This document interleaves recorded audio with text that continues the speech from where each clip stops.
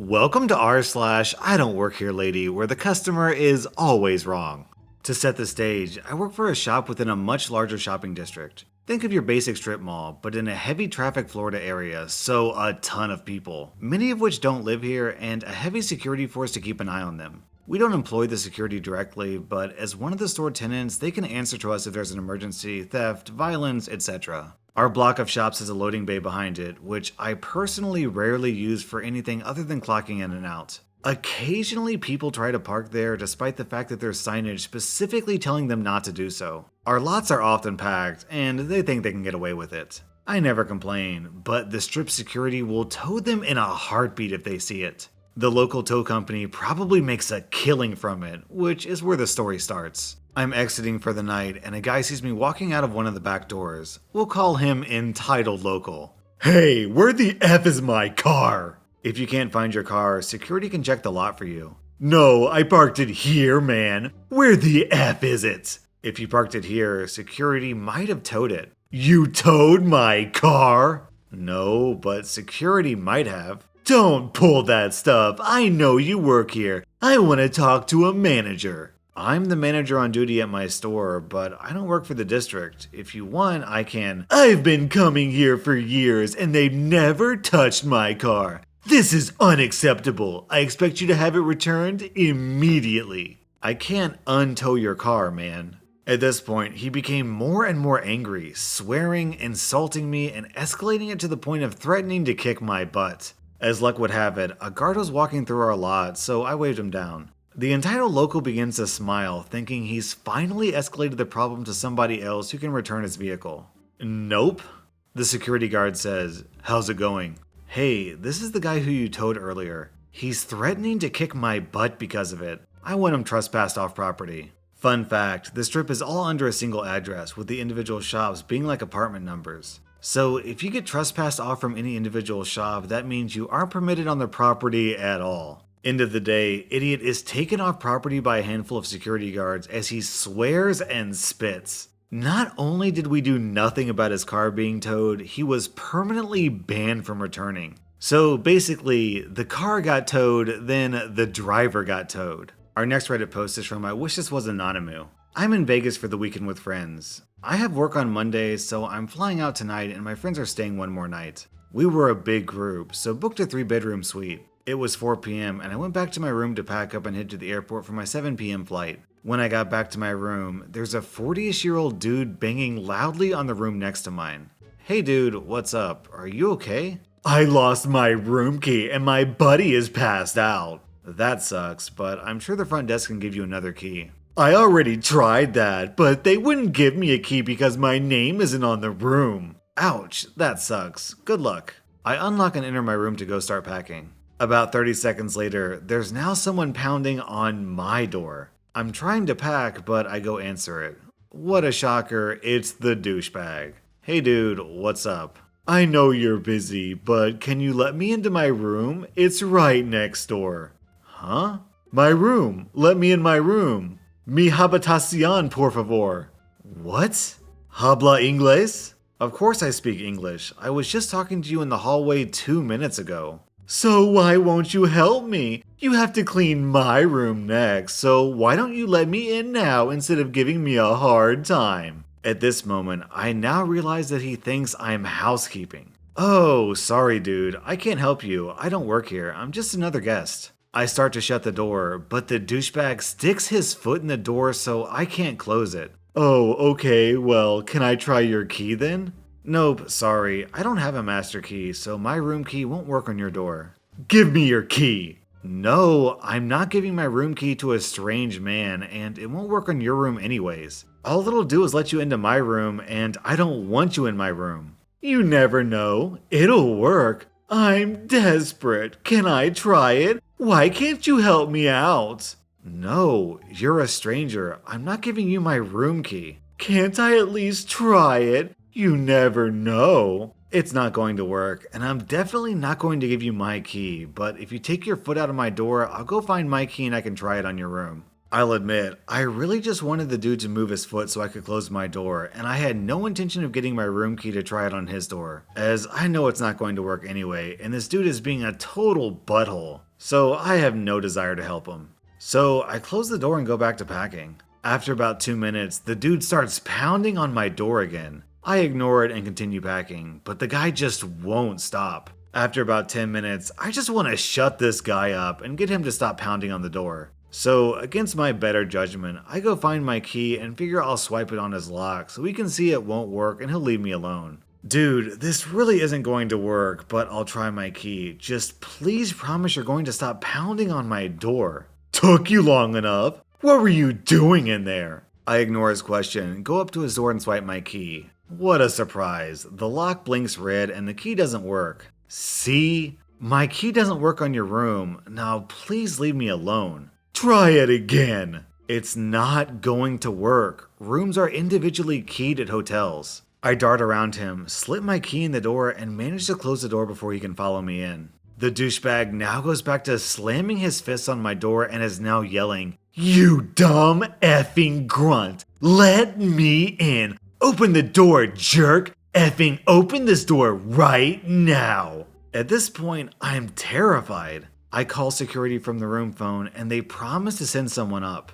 I finish packing while the banging and screaming continues. Luckily, the 3-bedroom suites are 2 stories, so after I finished packing, I went downstairs in the room and I was able to escape from the downstairs entrance without douchebags seeing me. I'm now in the car headed to the airport and my friends are headed back to the room. Hopefully security has gotten rid of them by now. Sorry I don't have a better resolution or any details for you all, but I'll update this if I hear anything from my friends. What is wrong with this person? Nothing says, "I'm a stable person, please let me into your room," like banging on the door nonstop and screaming obscenities. Our next Reddit post is from Eclipse Now. Years ago, I had a different landline number and started getting all these calls demanding to speak with the boss of Access Chemicals. It got tiring, like I nearly didn't want to answer my phone because it was getting a little anxiety provoking. Then, one day, "Are you the manager?" The manager of what? "Access Chemicals. We had a rude delivery guy boss the reception ladies around." Sorry, you've been had. Excuse me? Did you just interrupt me? I'm just trying to say that this is my own private number and you've got a fake invoice from a fake company. Well, anyway, now that you stopped interrupting me, I'll explain. This rude delivery guy demanded a cash check from our company for a bunch of cleaning chemicals he was delivering, but we didn't order it. I'm sitting in my lounge room. Okay, but we'd like to speak to the manager to complain about your delivery staff and arrange a refund. I'm trying to watch my show and you're interrupting. I hang up. I was watching live to air TV back before I even owned a VHS. Karen rings again. Did you just hang up on me? Yes, I'm not Access Chemicals. You've been had. And I'm trying to watch my show. I hang up. Karen rings again. Can you stop hanging up on me? I don't understand. Why are you watching TV when I've asked you to put me through to the manager? Because I'm done with work today and I'm not at work. I'm at home in my lounge room trying to watch TV. Even though the number on your invoice is actually my number, the whole thing is fake. You've been had. So it is your number. Okay then, let me tell you that these chemicals are garbage. They don't even seem to clean. This new detail nearly made me laugh out loud.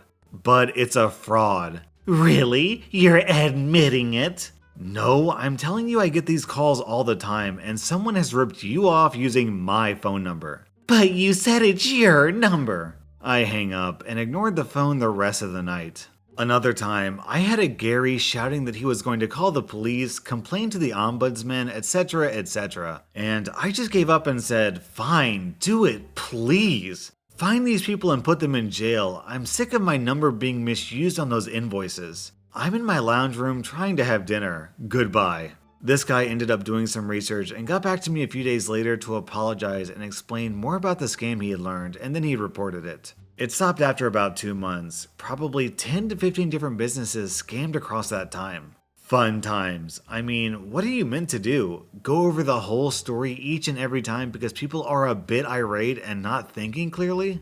Then, we have another contribution from Aroc This down in the comments. One day, when I was a kid in the 80s, my parents' phone started ringing constantly from 4 until about midnight every night. It was inbound fax transmission, so the only option was to take the phone off the hook. We didn't have caller ID, and this was before Star 69, so it was almost impossible to find out who it was. After a week of this, my father borrowed a fax machine from his work and set it up on a Friday. One printout later, and we knew it was multiple medical offices trying to send records to one particular doctor. Once we knew who was sending, it was easy to find out who the intended recipient was. My mother called that office on Monday morning and threatened to call the local news, the local paper, and the patients whose confidentiality had been violated if the faxes didn't stop by the end of the week. We got one more round of faxes that night, then they stopped for good.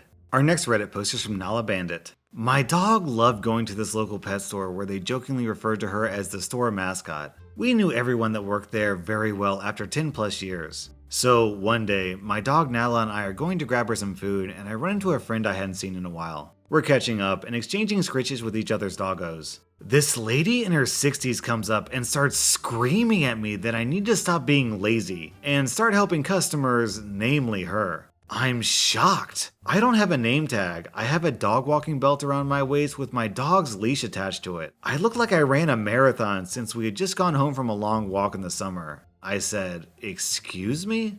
"You need to get back to work. I've been watching you just standing here talking for the last 10 minutes. I need help, and all you do is stand around talking to your friend." Well, maybe that's because I don't effing work here. Do you see a name tag? "Oh, I'm sorry." She starts backpedaling and mumbles, "You didn't need to get so angry. And you didn't need to get on your high horse thinking you were putting someone younger than you in their place. The people that work here are my friends. You have no right to talk to anyone that way. If you need help and are unsure if someone works here, you could say, 'Excuse me, do you work here?' That would be the polite way to ask, since you're lacking manners." The angry lady walks away, huffing. Sparrow Flies Away sums it up perfectly down in the comments. Karen screams in your face. You screams right back how she's wrong.